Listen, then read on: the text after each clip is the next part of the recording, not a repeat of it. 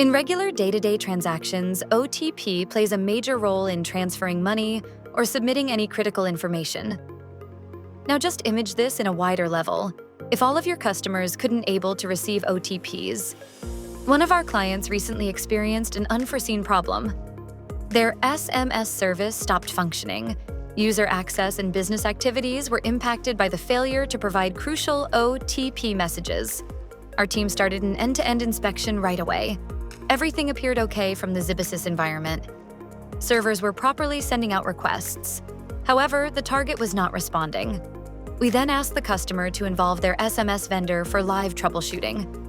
That's when we discovered the real problem. The connection was breaking somewhere between our servers and the SMS provider.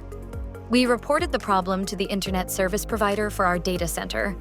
Further investigation revealed that traffic was failing via a particular ISP route, potentially because of an IP-level ban. The ISP optimized the network path and rerouted traffic through an alternate provider. Within minutes, connectivity was restored, SMS delivery resumed, and customers started receiving OTPs again.